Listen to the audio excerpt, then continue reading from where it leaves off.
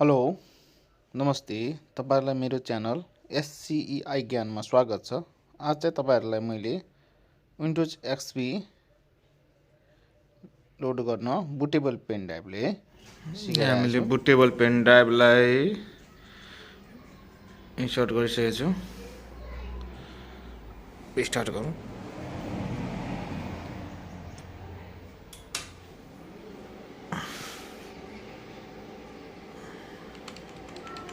BIOS खोल्नु पर्यो। F12 press delete press गर्ने। बायोस खुलिसकेको छ।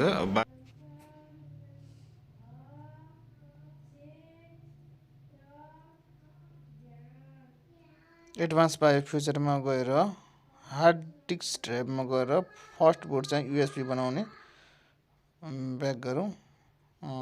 Boot device priority first boot USB छ। अब F10 गरेर सेभ गर्ने।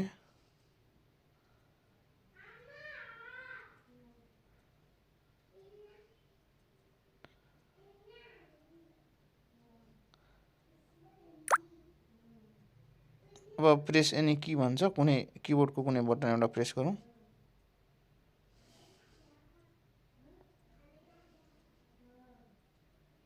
अब विन्डोज सेटअप हुन सुरु भयो।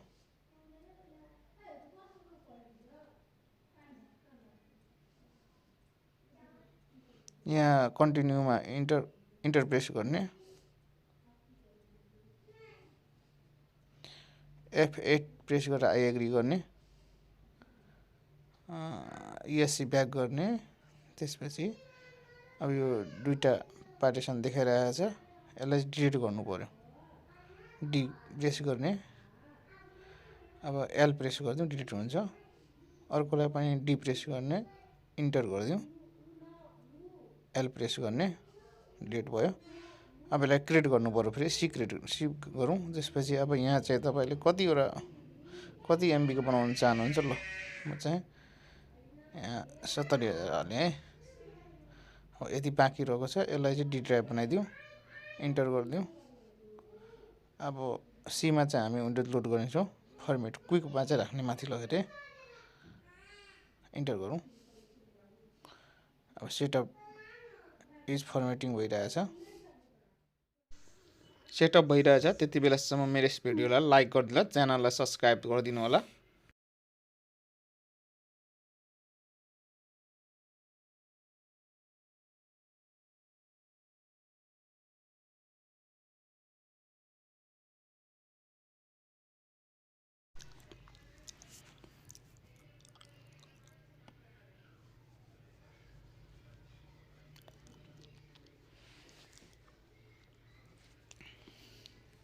भिडियोहरू म अलि फास्ट गर्दैछु।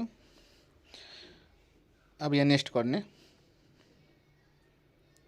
यहाँ नजिक तपाईँ नेम राख्नुहोस् केही, जस्तै कि मैले एससीईआई राखेँ।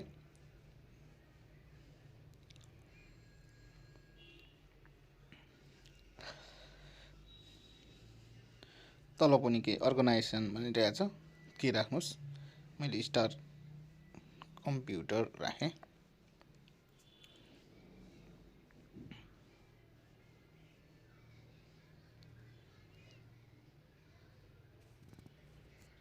अब नेक्स्ट गरौँ। अब तपाईँलाई यहाँ प्रोडक्ट की हाल्नुपर्ने हुन्छ। प्रोडक्ट की हालिसकेपछि तपाईँले नेक्स्ट गर्नुपर्ने हुन्छ।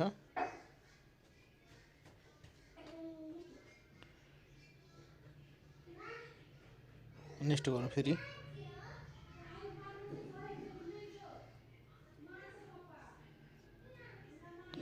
अब यहाँ चाहिँ तपाईँले काठमाडौँ चुज गर्नुपर्ने हुन्छ। काठमाडौँ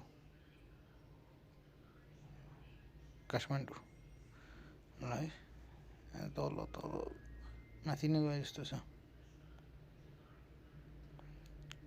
काठमाडौँ होइन है, तल थियो काठमाडौँ। अब नेक्स्ट गरौँ।